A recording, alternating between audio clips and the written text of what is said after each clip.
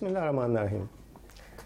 एक छोटी सी स्टोरी से स्टार्ट करता हूँ कि एक लड़का जो 1983 में पैदा हुआ वो 2004 में पूरे पाकिस्तान में पॉपुलर हो चुका था और उम्र क्या बनती है 21 साल।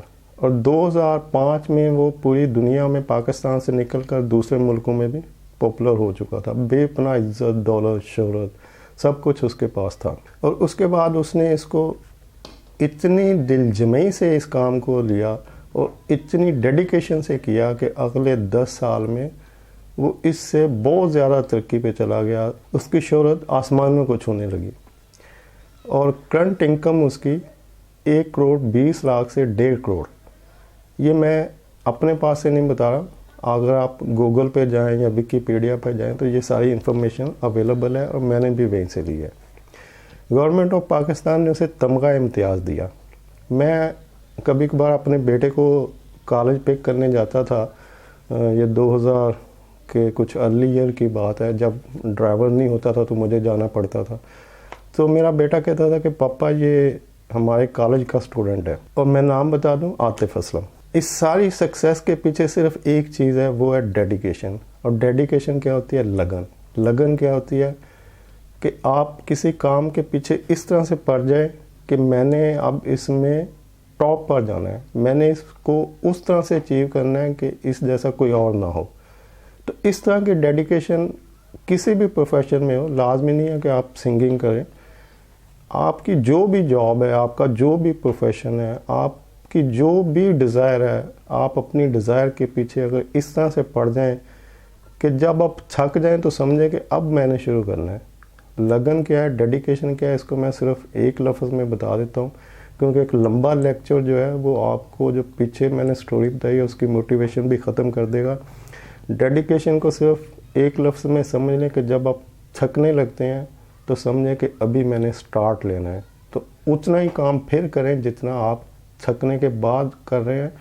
तो नेक्स्ट डे जब आप फिर थकने लगेंगे तो उस वक्त आप बहुत आगे जा चुके होंगे, तो फिर पीछे से उतना ही शुरू करें। तो हर अगले दिन आप जब थकेंगे तो आप फिर जो शुरू करेंगे वो पिछले दिन से ज़्यादा होगा। एक बात कही जाती है कि नो गेन विदाउट पेन।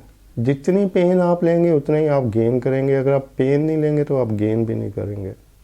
अगर आप अपने कंफर्ट लेवल में रहेंगे तो आप कभी भी अचीव नहीं कर सकेंगे। तो जब भी आप अपने कंफर्ट लेवल से बाहर निकल कर मेहनत करेंगे तो आप डेफिनेटली कुछ अचीव कर लेंगे, जो भी आपकी डिज़ायर है। और डिज़ायर की जो मिथ है, इसके बारे में कहा जाता है कि आपको वही कुछ मिलता है जो आप डिज़र्व करते हैं, आपको वो कभी नहीं मिलता जो आप डिज़ायर करते हैं। तो अगर आप डिज़ायर को अचीव करना चाहते हैं तो अपने डिज़र्व होने के मुतालिक प्रूफ करें, बताएं कि मैं इस काबिल हूँ।